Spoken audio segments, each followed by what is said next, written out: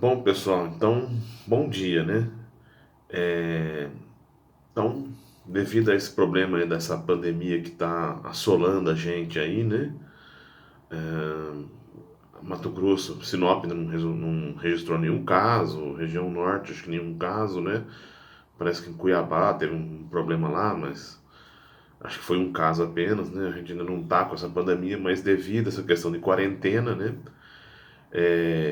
E para a gente não perder tempo na disciplina também, para vocês estarem fazendo as atividades que eu pedi, né, no primeiro dia de aula, eu vou passar para vocês por vídeo, né? Vou passar algumas aulas, né, o que é possível da gente estar fazendo também, porque eu também não tenho quadro, a gente acaba ficando um pouco sem estrutura, né? A gente sempre fez essa aula presencial, né? Então é o primeiro ano que eu vou tentar ajeitar para fazer dessa forma. A gente sabe que perde um pouco, né? Mas na pós a gente vai trabalhar muito com trabalhos que vocês vão fazer, leituras, e depois as discussões a gente tenta fazer mais para frente quando as aulas voltarem, tá? Ou se for possível, a gente vai tentar ver aí se todo mundo consegue fazer o Skype. Teve gente que não conseguiu, às vezes passando essa pandemia aí, um outro dia a gente até tenta fazer uma aula experimental pelo Skype, para todo mundo aprender também, porque a gente como pesquisador é uma coisa que a gente tem que sempre trabalhar muito com essa parte de tecnologia, né? Então, a gente tem que estar sempre ligado nisso aqui.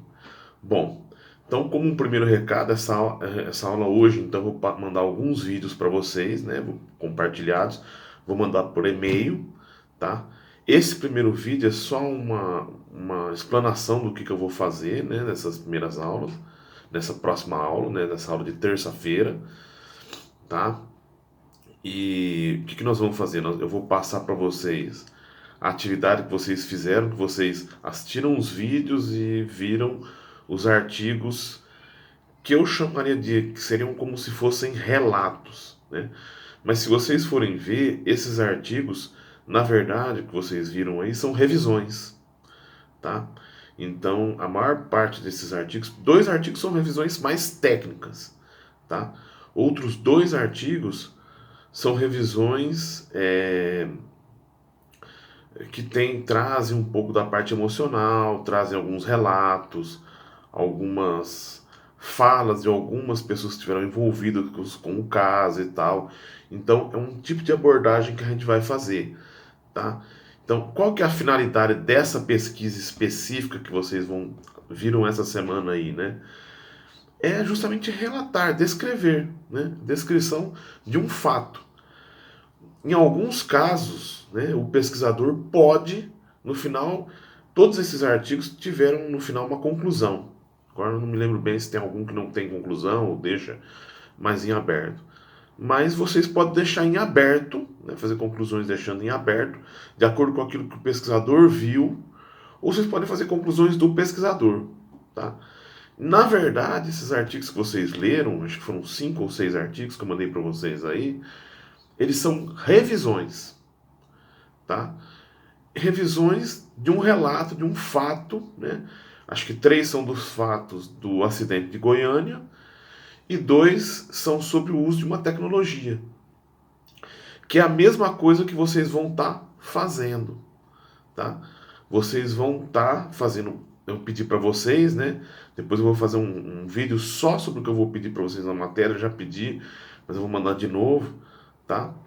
É sobre o fato da questão do uso da irradiação, né? No caso aí são elementos irradiantes, né? Cobalto, tem vários outros elementos aí, né? O próprio césio, né? 137, que é utilizado para uma área da agricultura. Qual área da agricultura? Para a área de descontaminação de alimentos. Não sei se vocês viram lá nos artigos, né?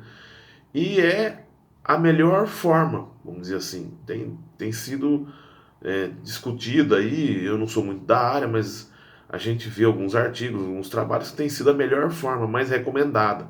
Por quê? É que ela esteriliza fungos, insetos, tá? E faz a esterilização geral do alimento, tá? E sem deixar nenhum tipo de produto químico ou algum tipo de resíduo, tá? Então por isso tem sido feito isso aí. Só que tem um outro lado, que a ciência muitas vezes trabalha com isso, tá? Qual lado que é esse? É o lado do medo das pessoas. Quando a gente fala em radiação, muitas pessoas têm medo. Por quê? Teve aí nos vídeos, tá? Vocês viram, né? Teve o vídeo aí de Goiânia, né? Que nós vimos do acidente do César-137.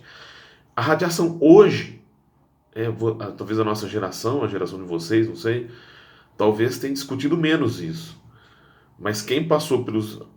discutiu há alguns anos, né? Com o acidente de Fukushima em 2011, né? Mas a minha geração, na minha infância, eu cresci com realmente um estigma muito grande, né, em relação à radiação, né? O que é a radiação, né? A gente ainda estava dominando a radiação, né? As primeiras usinas nucleares, né, que surgiram na década de 60, 70, tá? E essa tecnologia, os benefícios dessa tecnologia, mas o medo dessa tecnologia também. Por quê? A gente viu aí um pouquinho nos vídeos, né, que é uma tecnologia muito boa, em termos de produção de energia, é a mais limpa que tem, por exemplo, tá? Mas é uma tecnologia que quando ocorre um acidente, a gente tem vários problemas aí. Então, qual que foi o objetivo de eu ter mandado esses artigos para vocês e esses vídeos? Foi para vocês verem, né, um pouquinho dessa questão da tecnologia, da ciência. Então, a ciência tem coisas muito boas, né, como vocês sabem, mas também pode ter seus problemas, né? Então, todas as inovações que aparecem, elas chegam, mas elas trazem um lado positivo e um lado negativo. Qual que seria o lado positivo, né? Bom, se a gente não tivesse a energia nuclear, provavelmente boa parte do mundo hoje estaria apagado, né? Por exemplo, a Europa, o Brasil hoje, a gente tem um exemplo, né, do uso da energia nuclear através da usina de Angra, né, que foi até existem, inclusive, entre os grandes pesquisadores, existe muita controvérsia em relação a Angra 1, Angra 2, Angra 3. Não sei se vocês conhecem a região lá de Angra, mas realmente não é uma região boa para se ter uma usina nuclear. Pensando num país como o Brasil, né? Por quê? Porque é uma região montanhosa que se tiver um acidente nessas usinas você não tem como evacuar, né? Estradas estreitas, né? A estrada que passa em Angra é a Rio Santos, é uma estrada muito estreita que na época do verão ninguém nem anda naquela estrada direito, tá? Existiu um problema também do solo, que tinha um problema da usina não estar bem compactada. Existem várias questões aí que eu não vou falar muito como para vocês, porque tem vários trabalhos, tem pesquisadores mais renomados que explicam lá a situação, mas acho que o principal seria a evacuação, né? Próximo de regiões metropolitanas, que não tem estradas, não tem barco, não tem nada para você evacuar. Então esse foi um problema dessas usinas de Angra, né? Que a gente teve aí no Brasil, tá? Bom, o que eu quero que vocês façam com esses vídeos? Que vocês começam a refletir. Pós-graduação é o momento de vocês refletirem. A minha função como professor aqui vai ser simplesmente conduzir as reflexões de vocês, tá? Vocês vão estar trabalhando aí para poder fazer essas reflexões. O importante é que vocês vão sair da pós se questionando mais do que respondendo perguntas, tá? Então, desses vídeos a gente tem vários questionamentos que eu vou passar algumas questõezinhas, depois vocês vão, no final eu vou passar as atividades para vocês fazerem também, tá? Mas vamos pensar aqui um pouquinho, né, dos vídeos, né? Primeira coisa, se a gente fosse correlacionar com o período atual que nós estamos passando, daria para correlacionar alguma coisa? O que mudou de 1987 para cá?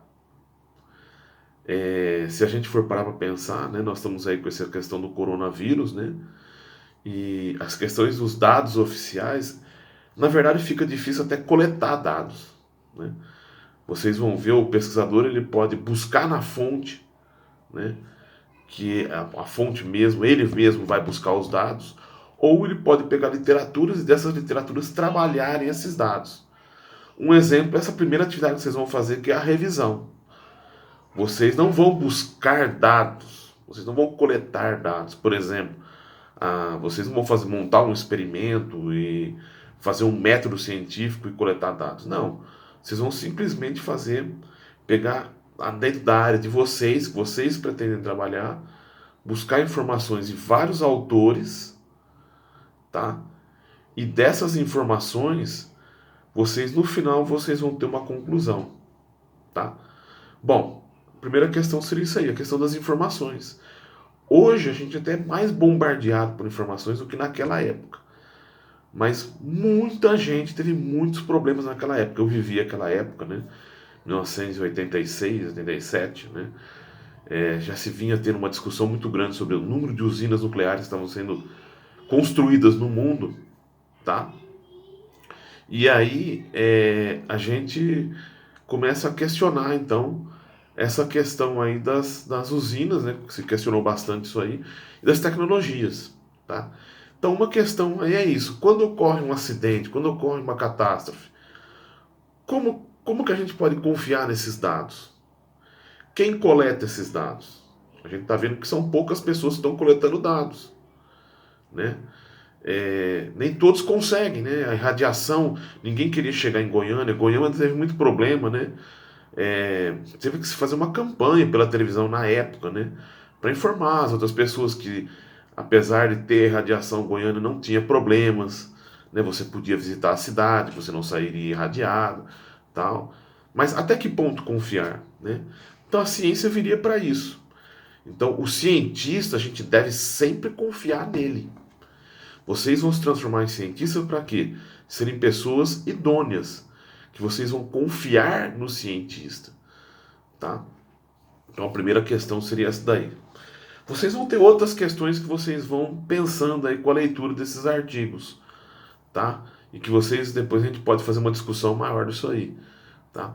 Outra questão interessante, né? A questão do conhecimento científico e da ignorância da população, né? Todos nós somos ignorantes em algum ponto, né? A grande verdade é essa, tá? Então a gente assistiu esses vídeos aí, tenho certeza que alguma coisa a gente aprendeu e vendo esses artigos de relato, né, essas revisões, tá? Alguma coisa a gente aprendeu, tá? Por quê? Porque, por exemplo, a minha área, a gente tem várias áreas do conhecimento. O CNPq, ele divide, inclusive, né, o Conselho Nacional de Pesquisa e Desenvolvimento, CNPq, né, que é o órgão que financia a pesquisa no Brasil, tá? Ele, inclusive, faz essa divisão por áreas. Então, por exemplo, a gente tem as áreas médicas, né? Por exemplo, vocês estão fazendo uma pós-graduação, mestrado, a área do mestrado de vocês, a área geral do mestrado de vocês é a área de ciências agrárias, tá?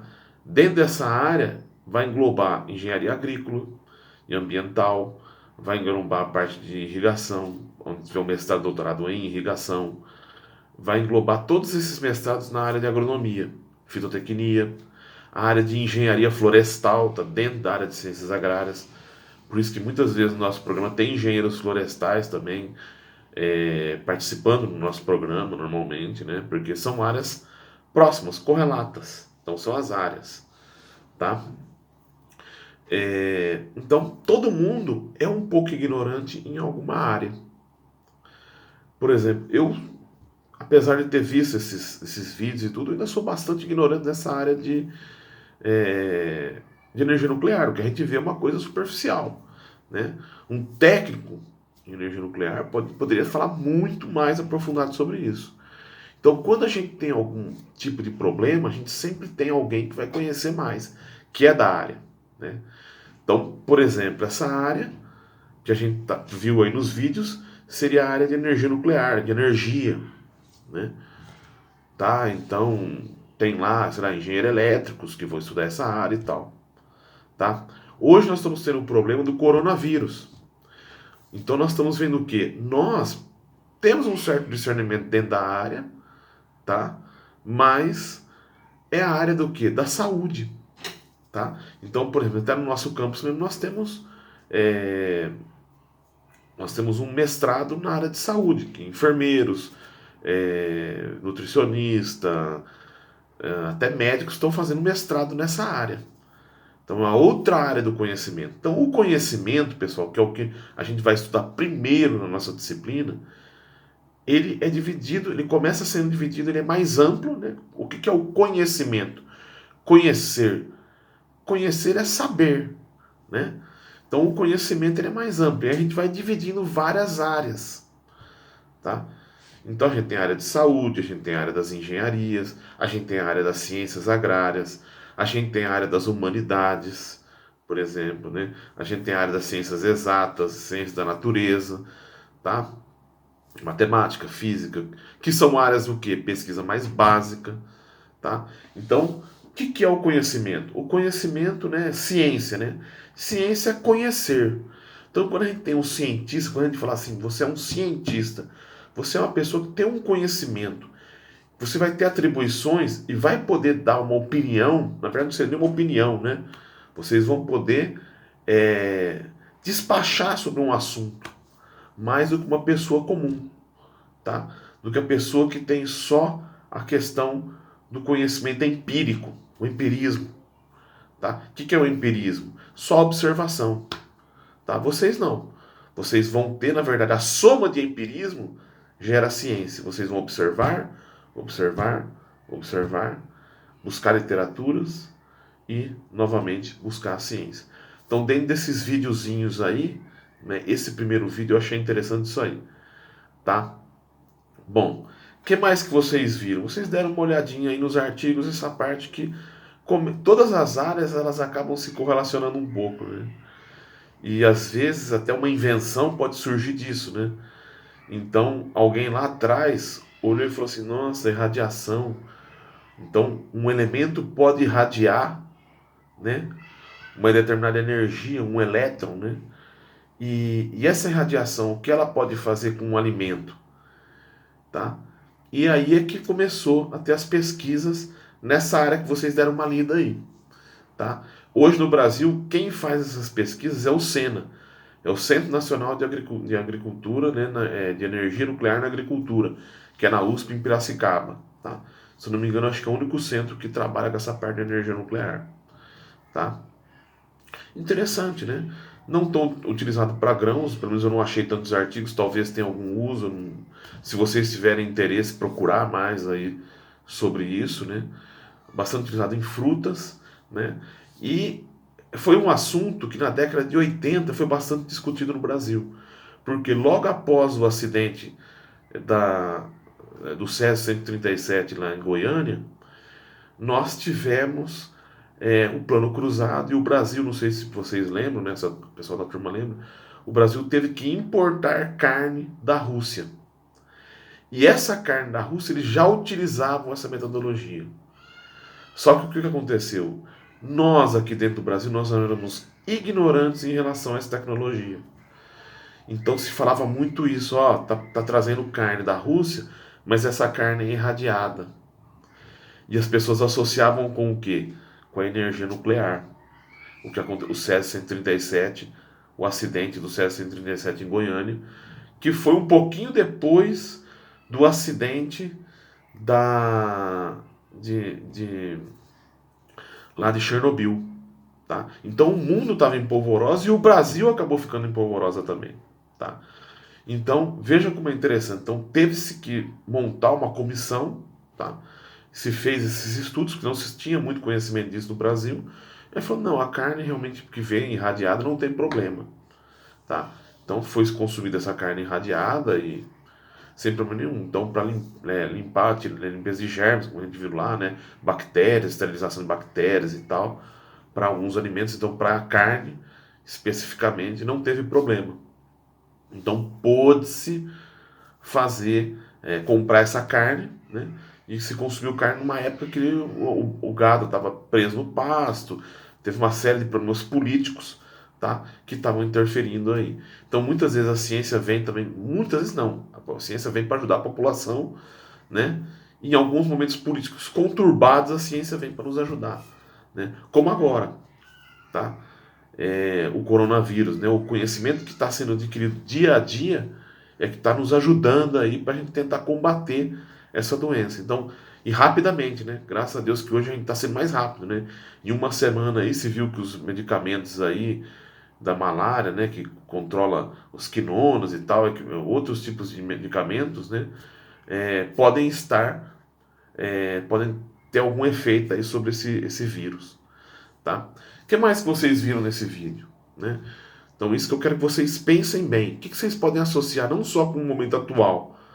Então o pânico, né? No momento atual seria isso, o pânico, as informações científicas que alguns cientistas vão ter, outros não, a população em geral. Então, nesse momento, quem era técnico de energia nuclear que sabia o que poderia e o que não poderia acontecer.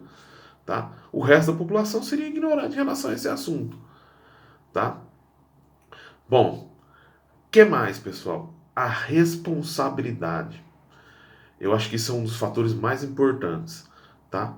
É, a gente tem, nós, quanto mais a gente cresce em conhecimento, mais responsabilidade nós devemos ter. Então vocês vão ser mestres em ciências agrárias, né? Vocês têm que ter cada vez mais os questionamentos sobre os produtos e cada vez mais vocês vão ter que é, ter segurança das recomendações que vocês vão estar fazendo, tá? Porque nós, como engenheiros agrônomos e mestres ou doutores em ciências agrárias, nós precisamos cada vez mais ter segurança. Nós somos responsáveis pela segurança do alimento que está chegando para as pessoas comuns.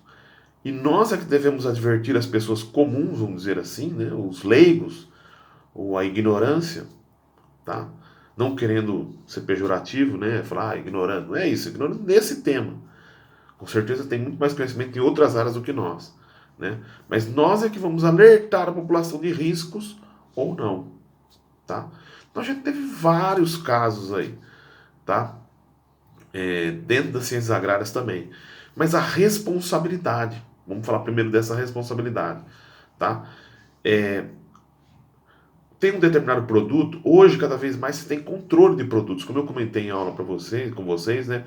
Antes não se tinha tanto conhecimento, né? Esse conhecimento foi crescendo, né? Então a gente tem que ter cada vez mais controle de produtos químicos que estão na nossa mão, tá?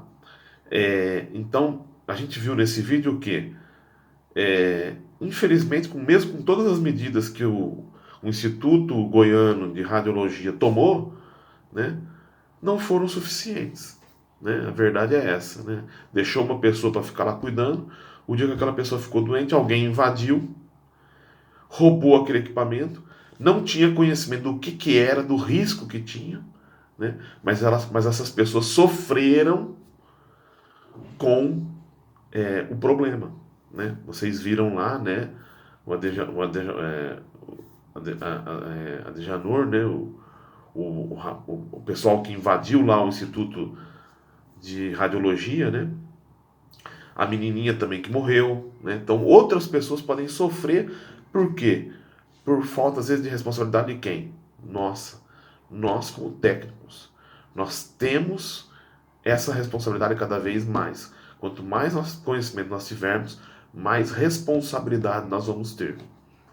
Tá? Então isso é uma coisa importante, porque senão vai sofrer muita gente, como nós vimos ali. E no caso das ciências agrárias, aonde que nós podemos entrar nesse caso?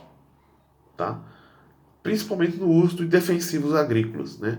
Explicar para as pessoas que o defensivo ele pode ser, né? Nós não podemos ser nem radicais no uso, nem na falta do uso. Né? Que o defensivo utilizado de maneira correta, tá?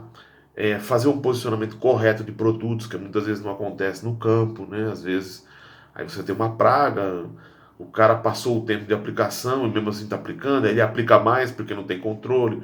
Então, todas essas questões técnicas da nossa área, nós é que somos os responsáveis, tá? E a gente também pode gerar vários problemas, tá? Então, nós temos que ter, né, conhecimento e saber que nós é que temos maior conhecimento do que a população em geral, né? Que pode estar sofrendo aí a exposição de produtos e acaba que essa responsabilidade é nossa, tá? Então acho que isso mostrou muito no vídeo, né? Toda aquela dificuldade das famílias que foram atingidas, né? Todo o drama, né? Então, porque a energia nuclear é uma coisa muito séria, tá? Então, por quê? Falta de responsabilidade de quem? Das pessoas que tinham conhecimento na área, os médicos ali, tá? Bom, o que mais que a gente pode discutir aí, né? Essa questão também da ciência, né? Então, a energia nuclear é uma ciência, é um conhecimento, né? Foi um conhecimento científico tão importante, né? Tem tantos benefícios, mas ele pode nos trazer malefícios. Quais são os malefícios? No mundo todo é a questão do lixo nuclear, tá? Então, o mundo inteiro está preocupado com essa questão do lixo nuclear, tá? Que cada ano aumenta mais, né? Nós temos utilizado, mas quantos anos demora para a irradiação acabar, né? Nós vimos lá, Goiânia, né? Por causa da responsabilidade das pessoas, 250 anos, tá? Então é muito tempo, nós passamos 30 anos aí, né? Vai bater 30 anos desse acidente nuclear e as pessoas ainda estão sentindo os efeitos, tá? Uma outra coisa que eu acho interessante desses vídeos, né?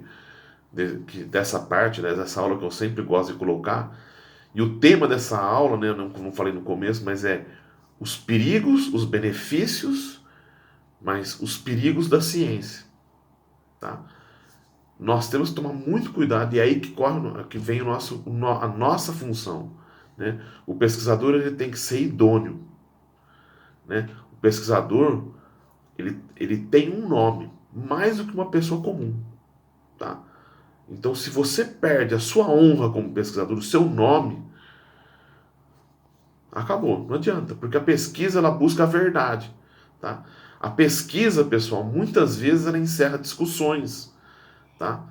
É um risco até da pesquisa, né? Porque às vezes quando você tem um documento ali que está falando que acontece isso, principalmente na pesquisa técnica como é a nossa, tá?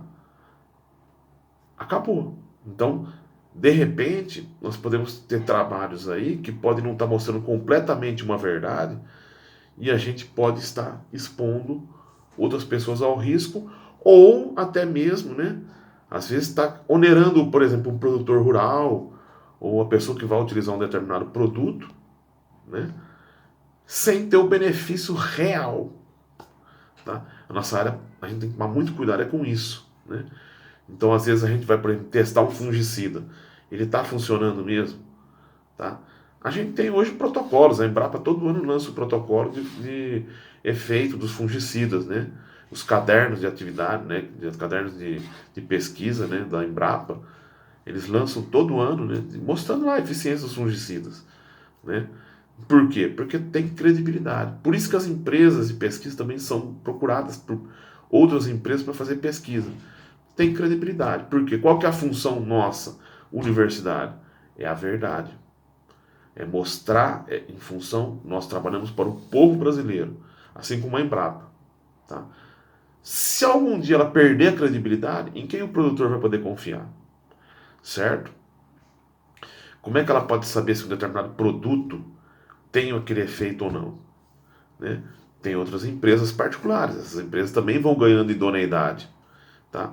Então, a idoneidade do pesquisador. Tá? Assim como nós. Né? A gente vai procurar uma empresa, vai comprar um produto, você procura sempre a questão do custo, é aquele que tem melhor função, aquele que funciona melhor. Tá? Então, a ciência tem isso. Né? Então, tem um lado bom, mas pode ter um lado ruim. Tá? Então, nós temos que pensar aí na nossa área, pensem na nossa área, exemplos. Por exemplo, nós temos vários exemplos na nossa área, né, de ciência, né, que melhorou muito a nossa vida. Por exemplo, como eu falei para vocês na última aula, né, é a questão da adubação, a descoberta, né, dos elementos químicos que presentes nas plantas, né, desde lá de trás, a lei de Liebig, tá? É, a gente tem, por exemplo, nos últimos anos veio os OGMs, tá? O que os OGMs tiveram de importância para a agricultura? Tá? Fundamental. e era um assunto muito discutido, principalmente no início da década de 90 até o final da década de 90, depois quando teve a liberação em 2005, tá? E aí praticamente já não, hoje não tem tanta discussão mais sobre isso, tá? Porque foi liberado. Então, antes tem que ter essas discussões, teve que ter pesquisa para depois você poder liberar um determinado produto ali, né? Para liberar uma determinada tecnologia, tá? Vamos dizer assim. Por quê? Porque aí se fez os testes, né? Já se conhecia testes no mundo todo, tá? E aí se pôde liberar essa tecnologia. Por exemplo, o benzoato, né? O pessoal tinha um pouco de medo no começo, tal, mas foi liberado. Muitas fazendas utilizaram aqui no Brasil. Não se viu um risco tão grande assim do benzoato, né? É uma tecnologia, uma ferramenta que está aí no campo, serve produtor, tá? Mas nós, como técnicos, nós temos que explicar para a população em geral qual seriam os benefícios, né? E se é possível utilizar sem danos à saúde da população. Que o que a gente vê hoje, principalmente na agricultura, é isso, cada vez mais saúde, principalmente a Europa, né?